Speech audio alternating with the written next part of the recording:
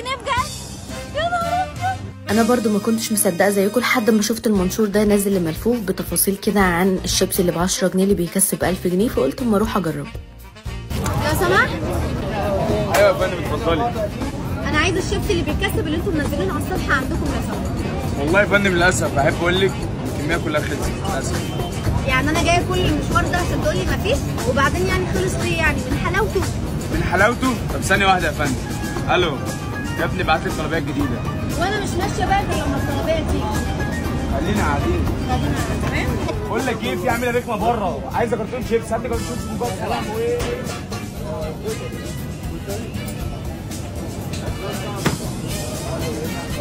دخلت بنفسي عشان اشوف ازاي هم بجد مهتمين بادق التفاصيل، وازاي بجد الاكل نظيف وتحفه وكلهم محافظين على نظافه المكان، فبجد انا مبهوره جدا. ملفوف حرفيا مش خساره فيه ان انت تنتظر الاوردر بتاعك، لان بجد بيكون عليه كميه زحمه رهيبه بسبب الحلاوه بتاعه الاكل بتاعهم. طعمه حلو قوي قوي قوي قوي. شوف بيكسب ولا لا؟ طلع فاضي. لا طلع فيه. جمع كلمة ملفوف واكسب 1000 جنيه. حرف الف. والله العظيم يا جماعة طعمه حلو قوي قوي قوي. الكيس التاني.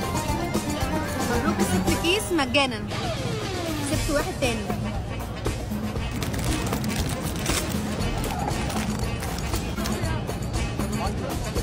مبروك كسبت خصم 50% على الشندوري، يعني لو طلبت ساندوتش تاخد خصم عليه. بعد ما كسبت خصم على الشندوري قلت اجيبه واجربه. وهنا كنت بجرب الشندوري اللي خدت عليه خصم 50% من الشيبسي اللي ب10 جنيه، فبجد كان طعمه حلو قوي. وتقييمي للساندوتش بصراحه 10 من 10، لانه بجد ماي فيفورت عندي من ملفوف. ده بقى الساندوتش المتر ونص التوربيني، بجد طعمه خطير. ده تاني مره اجربه وبجد ما ندمتش على تجربتي في الساندوتش ده، لانه بجد بيبقى حلو قوي ومالينه كويس. ده اول مشروب جربته اللي هو بالتوت، وتاني مشروب كان بالفراوله. وبجد تجربتي مع ملفوف عمري ما ندمت عليها، وان شاء الله هجرب تاني وتالت ومليون مره.